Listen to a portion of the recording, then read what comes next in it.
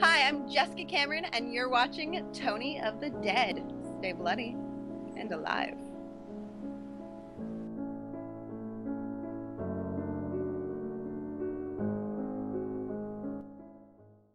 Hey everybody, what's going on? Mr. Tony of the Dead here, and in this video I'm just going to be doing a bunch of reviews on movies that I've watched for the last couple weeks, so here we go. Also, if you like this video, please give this video a thumbs up and subscribe. Alright, the first movie I have is Soaked in Bleach. This is from MVD Entertainment. It's available August 14th, and what this movie is about, it's like a documentary on Kurt Cobain's death and like events that led up to maybe a week or so beforehand, and it's all through the eyes of Tom Grant, which was a private detective hired by Courtney Love, which was Kurt Cobain's wife at the time, to investigate, because Kurt went missing and trying to find out where he went and everything. And in this documentary, it actually shows a lot of actual audio that they used, because Tom Grant recorded every conversation that he had, and he always kind of thought it was a little weird with Courtney, and apparently it says she probably wouldn't approve of this documentary, but it just, yeah, it goes into it shows reenactments of scenes, like him going to meet her, and it even shows over top of when the actress who's playing Courtney Love is talking. It'll play the actual audio, and it'll say that in the corner, audio from Tom Grant or of Courtney Love, and it's her voice for real. And so it's really interesting. It really for Nirvana, if you're a Nirvana fan, this is probably a must watch. This goes all the way back to 1994, obviously, when everything happened, and it really brings up a lot of memories too, things you might have forgotten about. There's a lot of clips on MTV News when it was announced. It was a big announcement. I remember that day like it was like it was yesterday, and it's really interesting. And then seeing how in this movie way things were being investigated by the police back then at the crime scene of where they found Kurt's body, it really does make you think maybe it wasn't suicide, maybe it was something else. But really an interesting watch. I really recommend this, especially for a Nirvana fan, or if you're a fan of Kurt Cobain or anything like that. Really excellent, so I would highly recommend this one. Alright, next up from RLJ Entertainment is Burying the X. This is available now. It's a Best Buy exclusive. It's available right now. And this movie is directed by Joe Dante, who directed Gremlins and The Burbs back in the day. And right there, that just makes me very interested in this movie. It stars Ashley Greene, who was one of the vampires in the Twilight series. I think she was also in The Apparition. And also Anton Yelchin, if I say that name right. He was in the newer Star Trek franchise movies, and he's also in Odd Thomas. He's in other things too. Also starring Alexandria Daddario. She was in San Andreas. She was in the first season as True Detective. She was also in the Texas Chainsaw Massacre 3D movie, and also Oliver Cooper, who was in Project X. And what this movie is about, it's about Max, who is a guy with a girlfriend played by Ashley Greene. Her name is Evelyn in the movie, and Max is all into horror movies. He's all into blood and special effects and all that kind of stuff.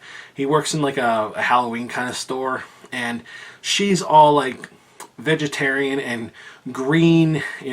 Has the car that doesn't use gas, and she made him sell his car and go green, and everything from that kind of stuff to fluorescent bulbs and that. And he eats a lot of tofu, as he says. But she's obviously a very attractive woman, and it's not the type of woman he usually gets. And his brother, which is Oliver Cooper in the movie, is basically telling him if you're not happy, get out of this relationship. And then she ends up moving in with him, and he wants to break it off because he's not happy. He doesn't know how to do it. He's kind of like a soft-toned guy. He's kind of a pushover in a way, and he doesn't really know how to do it. So the brother gets the idea of, or his half-brother, I should say, gets the idea to, text her, break up with her. And he says, he can't do that. He goes, well, then do it in a public place. So he gets the plan, break up with her in front of all these people in a dog park. Well, what happens is, while she's crossing the street, she gets hit. And what happens is she dies. So after the funeral, Max starts seeing, it's like a while after the funeral, he starts seeing this girl that's played by Alexandra, or she plays Olivia, and she's kind of in all the same things as him, and they really get into it. They have a lot of, like, a cool date. They go to like this park where like Johnny Ramone and them are buried, like it's like a rock and roll park, and they watch like Night of the Living Dead and stuff. It's really interesting. So while this is all going on, the ex comes back, and she's a zombie basically, and she knows it, and now she's like has all this energy and stuff. So now he's like, how do I get rid of her? So then it's like basically that's the movie, like him trying to deal with her being a zombie, keeping her quiet and all this stuff. And she's not like a slow moving zombie or anything. She's like normal. She just kind of, you could tell she's not alive, and being that it's around Halloween time, it kind of like helps. But I actually thought this movie was pretty good. I enjoyed it. It's a horror comedy, more comedy than horror, but it was done very, very well. I enjoyed it. I think my favorite character in this movie was definitely the half-brother, and he was just like, he's very, very funny, and he's an unlikely guy to have girls. The first time you see him, they wake up in the morning, and he goes out into the room, and there's his half-brother, and he had a threesome with these two gorgeous women. And it's like, he's not the kind of guy that you normally, probably wouldn't get those kind of girls. And it was really interesting. It was a funny movie. I thought it was worth a watch. Like I said, this movie is available now, so go check it out. Alright, next up I have Call Girl of Cthulhu. This is written and directed by Chris LaMartina and Jimmy George, and directed by Chris LaMartina. Stars David Philip Carollo, Melissa O'Brien, Nicolette LaFay, just to name a few. This is from Midnight Cruise Studios. What this movie is about, it's about this cult that worships Cthulhu, which, is from the works of H.P. Lovecraft, and they like worship that Cthulhu, and they're looking for this specific call girl who has a birthmark on her butt that is like kind of like in the shape of Cthulhu. And the girl who actually has it has a love interest. Well, she don't like him, but there's a guy who sees her and finds out she's a call girl, and he's like really into her, and he wants to do more with her and get to know her more and all that kind of stuff. And so he's kind of like this artist who like does like these really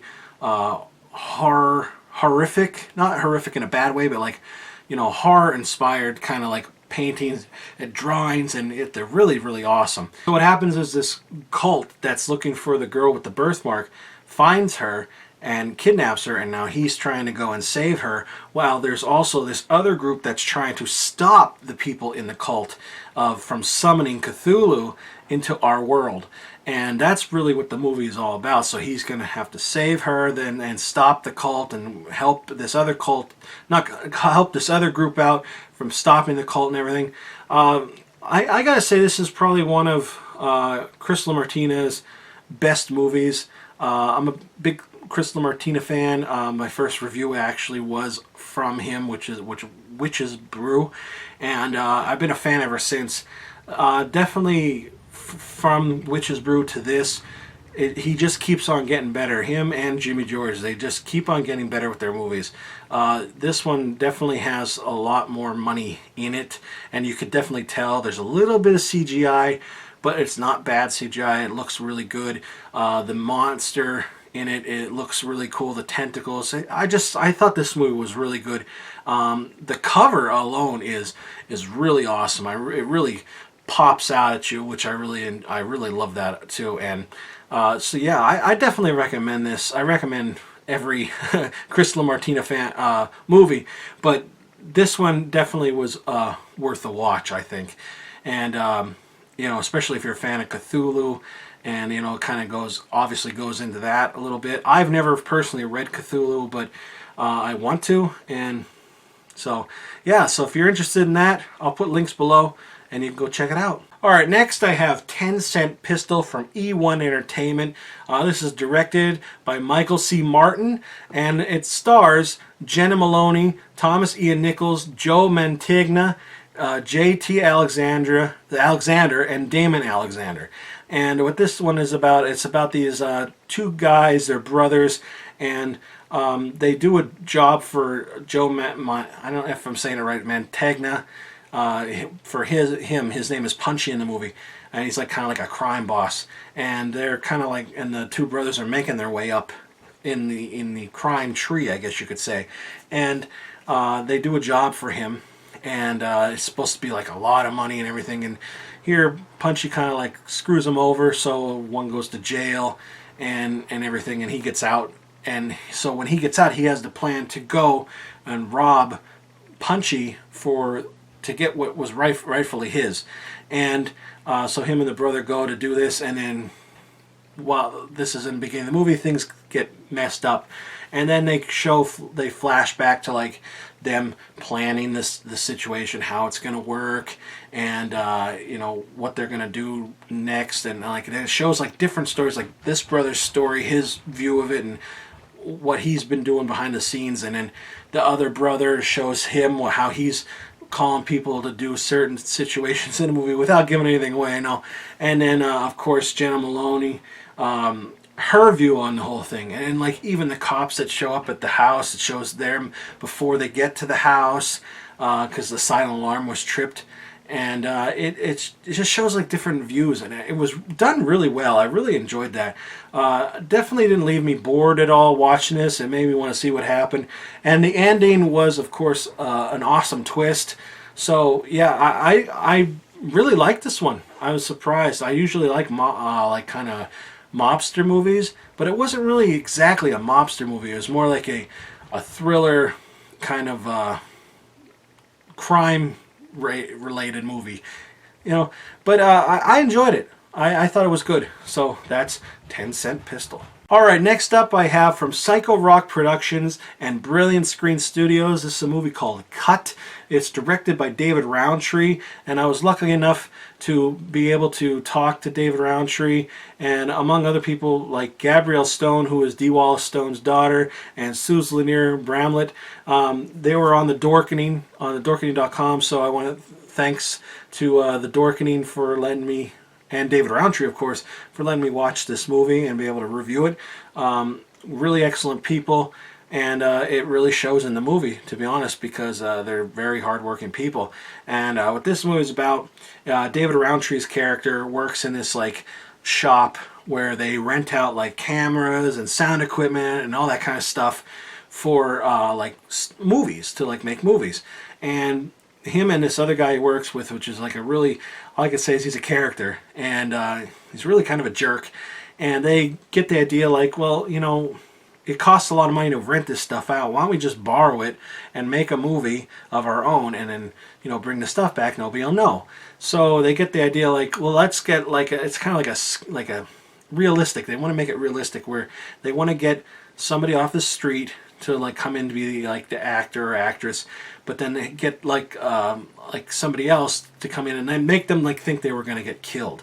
And so they go about this, and well, sure enough, they get a homeless man off the street, and he ends up killing the person that they're, you know, they didn't know that it was a movie. They, you know, that's their whole idea, like a whole cameras everywhere kind of thing behind it.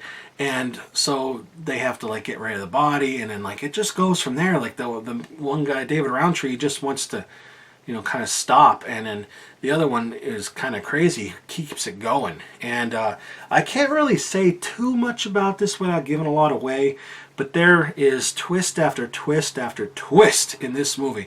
The whole movie is basically twists all around. So even if you think you haven't figured it out, well, here's a twist here.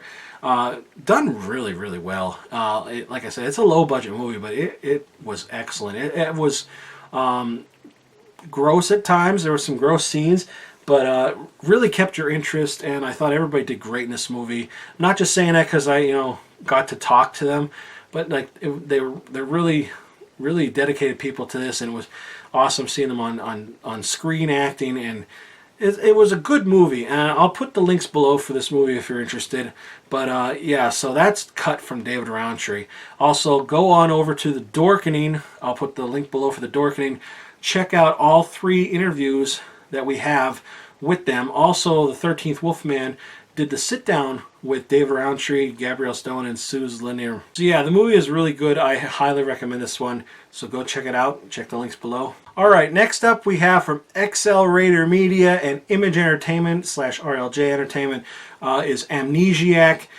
This is available August 14th it comes out. It's directed by Michael Polish, stars Kate Bosworth, Wes Bentley, just to name a few. And what this movie is about, it's about this guy, he's in an accident.